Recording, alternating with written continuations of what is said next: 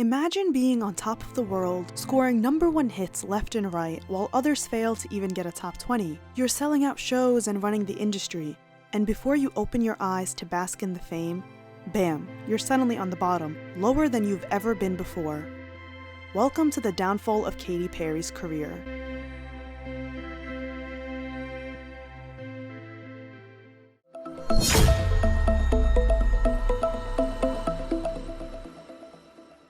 Hey everyone, and welcome back to Scandalous Media. It's Angela here, and unlike Katy Perry, I'm here to deliver what you've been begging me about for months. A deep dive into the downfall of Katy Perry's career, and before we start, let me make you a promise. This video will discuss topics about Katy's career downfall that no other channel has even dipped their toes in. What are my credentials, you may ask? I watched it all happen in real time 10 years ago as I was starting my career in celebrity gossip, running a blog that at the time was viral on Tumblr as I made a huge post documenting everything going wrong in Katy's career. I felt like I was Katy, watching everything get snatched from her in an industry that's ruthless as ever. But it's not just the industry that is the problem. Sometimes you are as well. Minor mistakes and missteps can be career enders, and that's exactly what happened with Katy Perry. And before we get started, I want to give a quick shout out to Rose Forever for sending me these beautiful red roses in this gorgeous acrylic box that comes with a storage compartment on the bottom. Rose Forever is a New York-based brand launched in 2019, and they designed these luxurious rose boxes with natural roses that last for a year as if they were just picked out. They offer over 12 shades of roses in a variety of luxurious boxes that you can use as decor, especially as the holiday season approaches. They have a bunch of different options, including this baby pink suede box that is vegan-friendly. I am obsessed with the heart-shaped acrylic box that I definitely think I will use to store my jewelry. They are running a huge Thanksgiving and Black Friday sale, so go check it out to save up to 50% on roses. Click the link in the description box for more information. Now, back to Katy Perry. Make sure to like this video and consider the like button as my energy fuel. The more you like it, the more it gives me an energy boost to produce these videos faster. Be sure to subscribe so you don't miss your guilty dose of gossip like no other. Follow us on social media at scandalousmedia, and check out scandalous.media for inside celebrity tea from your chronically online bestie. If by any chance you're an aspiring artist watching this video, then there are quite a lot of lessons to be learned from Katy's career downfall. So let's start from the very beginning. Katy's debut and legacy. To understand how hard Katy fell off, you have to know how massive she was during her reign, and how desperation to once again smell the height of success ultimately ruined her chances at a comeback. Katy first debuted in 2001 under the name Katy Hudson when she released her self-titled debut album through Red Hill Records, which went bankrupt right before the album's release, preventing the album from getting promoted and resulting in 200 copies sold. It's not like anyone wanted contemporary Christian music from Katy, but it was quite the scandalous story, and what's regarded as her actual debut, One of the Boys, was released in June 2008 through Capitol Records. It spawned 3 top 10 hits with I Kissed a Girl at #1, Hot and Cold at #3, and Waking Up in Vegas at #9. Now let me explain something to you guys about music before streaming took over. Back in the day, people used to buy individual songs on iTunes for $1.29, and sometimes the song would get discounted to 99 cents. In the past, artists earned significantly more from their music than they do now. With a $10 monthly streaming subscription, listeners gain access to an entire library of music, meaning that the fee is divided across countless songs and artists, dramatically reducing the per-stream payout. This differs greatly from the days of purchasing an album for $11.99 on platforms like iTunes, where artists would typically earn around $6 to $8 per album sale and 60 to 70 cents for each single. So it was significantly harder to chart back then because people were actually buying the music, not streaming it. Therefore, a platinum hit back then meant that an artist sold 1 million copies of a song versus now, which would translate to around 150 million streams. And of course, there was no such thing as playlisting and stuff like that to boost music, so it definitely was harder back in the day. This means that Katy Perry was a product of a system that no longer exists today, and therefore her accolades were also a product of a system that no longer exists because everything shifted towards streaming. So to grasp how big and successful Katy was 16 years ago, you have to understand how hard it was to achieve what she achieved, which makes the downfall even more bizarre. For the sake of this video, whenever I reference charts, I will be talking about the US, which includes Billboard charts and certifications by RIAA. Most countries have their own chart and certification process, but the US is Katy's main market. So going back to her massive success, I Kissed a Girl got certified 6 times platinum, with around 4 million of those units being pure sales. Hot and Cold is 8 times platinum, but things were only about to get bigger for Katy when she released her album Teenage Dream in 2010, because that's when she started entering diamond territory. A territory that stars couldn't even dream of back in the day and made more achievable in the streaming era, but nonetheless, it's still a big thing to accomplish.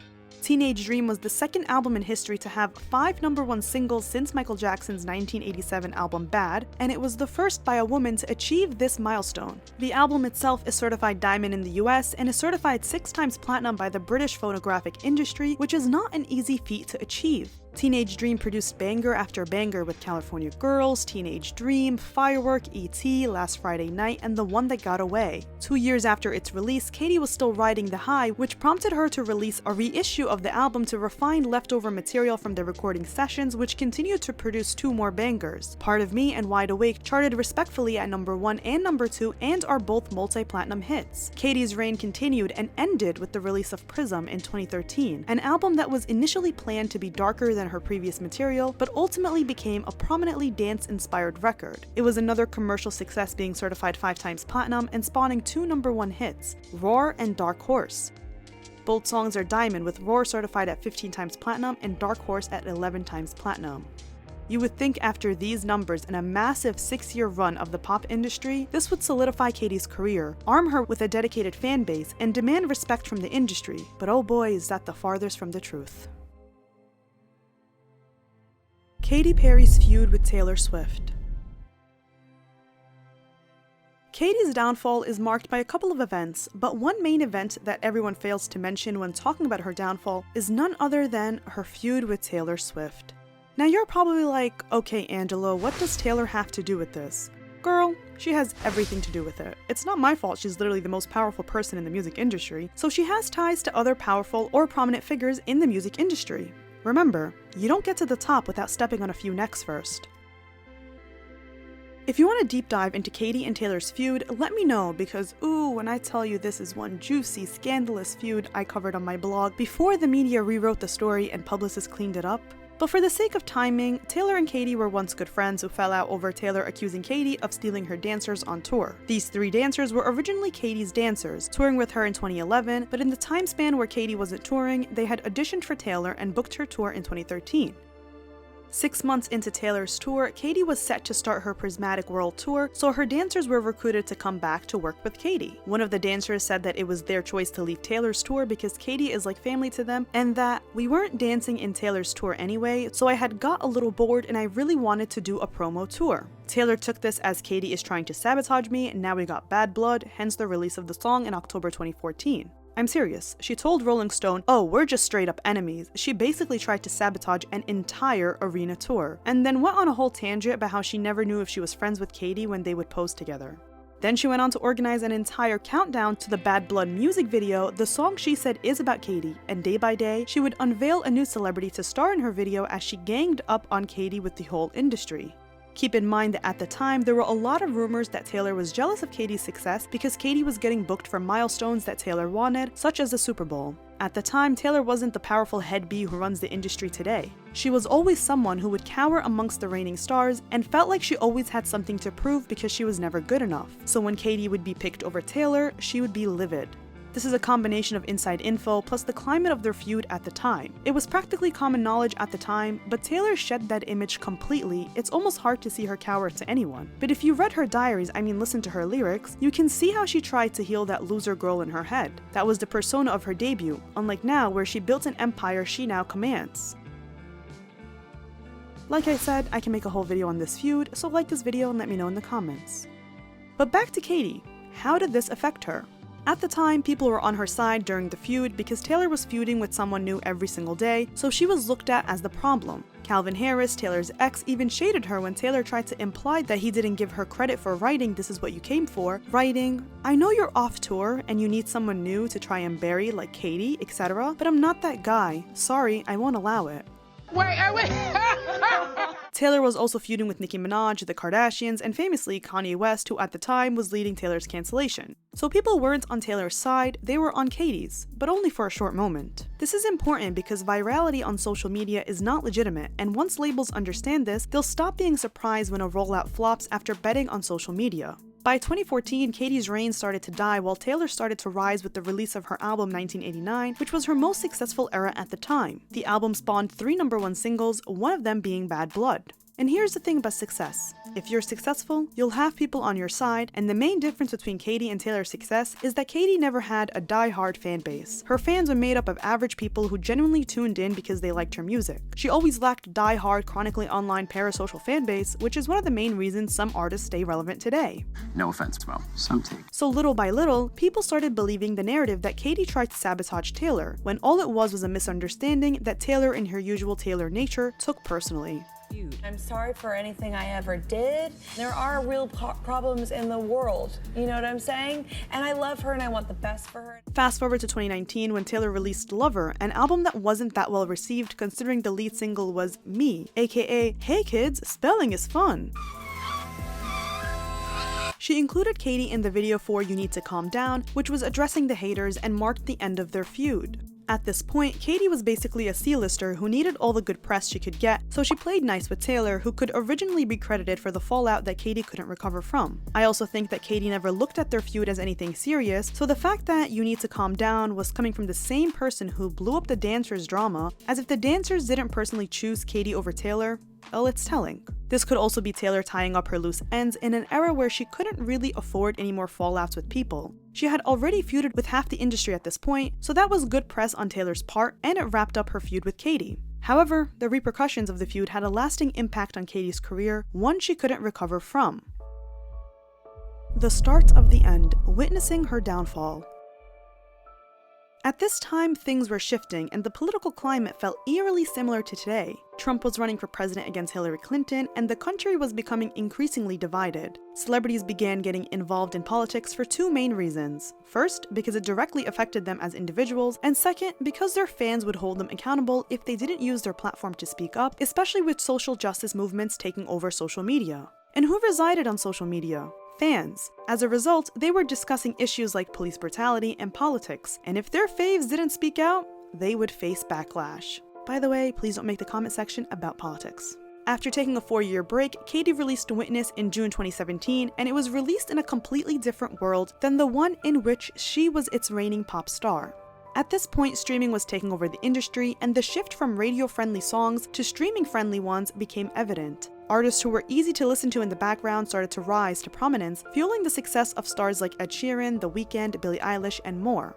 And as I'm listening to Katy's songs from her last 3 albums, it's clear that they didn't age well. Katy's lead single, Chained to the Rhythm, charted fairly well at number 4, but underperformed commercially. The song had lyrics about political awareness and was described as Katy's political liberation following depression after Trump's election in November 2016. At the time, it was well received because it was different for Katy, and she fulfilled the stand agenda of using her platform for something that really matters. The song also resonated with people due to its lyrics, which centered around being happily numb and tone deaf. Taylor's cancellation was still alive and well, so Katy was praised for speaking up and using her platform. Meanwhile, Taylor was dragged for being silent, something she brought up in her 2020 Miss Americana documentary. And you guys, I need to be on the right side of history, and if he doesn't win, then at least I tried. But just as you thought Katy had the plot, she lost it. She released Bon Appetit featuring Migos, who at the time were being cancelled for being openly against the LGBTQ+ community, and this is why it's important to understand that the presidential election and the climate of politics directly impacted music and celebrity culture. It was a big shift, and it was the start of people getting cancelled. Katy had also shaved her head, much like Miley Cyrus did in 2013, seemingly aiming for a shock factor approach similar to what defined the bangers era. However, what worked for Miley didn't work for Katy because it wasn't authentic to her, as we'll discuss later. Miley's image was always crazy Disney chick who can't be tamed, so when she shaved her head and did what she did at the VMA stage, everyone was like, oh god, she lost her mind. It wasn't seen as a gimmick, even though it literally was. So for Katy, it looked like she's trying to copy Miley, which aided in this desperate for relevancy image. This idea of shock factor is still something that Katy is suffering from today. So when she released the music video for Bon Appetit that featured her laying down on a table with food, a common thing at Hollywood elite parties, or being cooked alive and controlled by other people, everyone was like, this is literally so weird, ew. Even though if someone else had done it, they would be like, this is a deeper message about industry control, which is what people are doing now post-Diddy. Personally, I am the biggest Bon Appetit fan.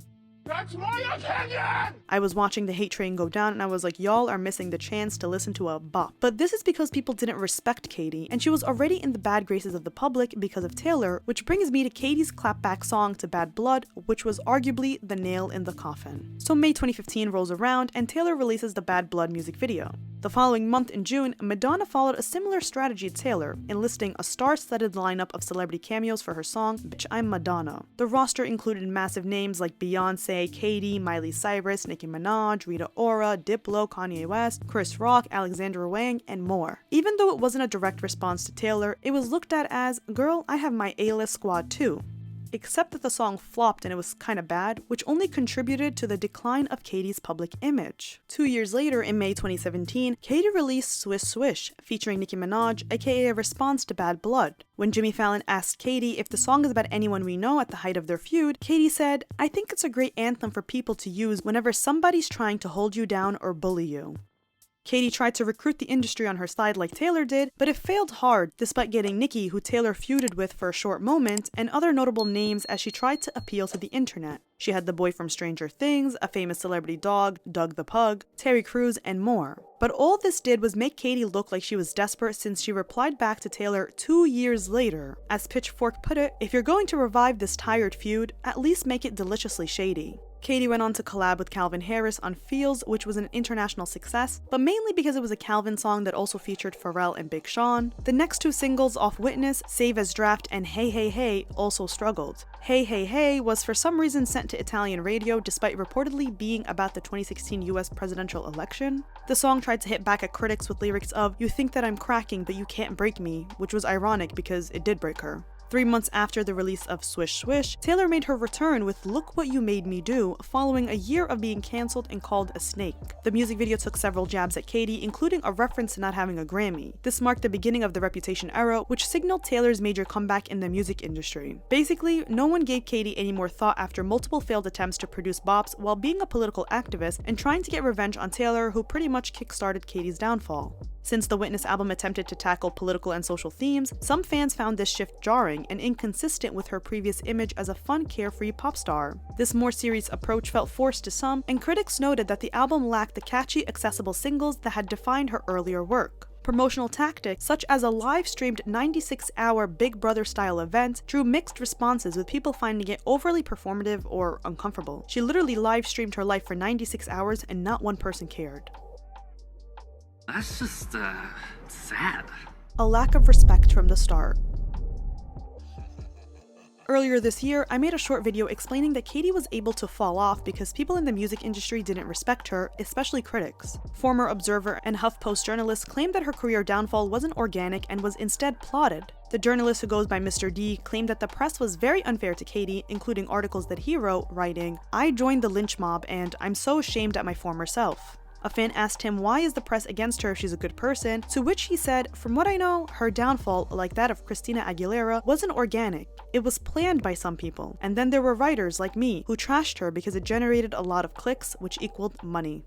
This brought up an article from July 2023 written by Tom Brahan on Stereogum about the time he and his friend Ryan Bombell were working at Pitchfork, handling the newsfeed. Tom doesn't work at Pitchfork anymore, but Ryan still works there as the features editor, and as we know, Pitchfork is the place for all music reviews. Some insiders even claim that a Pitchfork review can make or break an album rollout. They are notorious for being stingy with their positive album reviews. Tom exposed that when Katy Perry released her massive #1 hit Teenage Dream in 2010, which took the world by storm, Pitchfork higher-ups had decided that Katy Perry was insufficiently cool. So what did they do? They didn't review it. Up until 2021, a solid 11 years later. Tom writes, "I was a grown-ass dad with an office job, writing about music for a site that would not take Katy Perry seriously until Katy Perry's moment was over, but I heard Teenage Dream and I howled." Katy's lack of authenticity dooms the 143 era.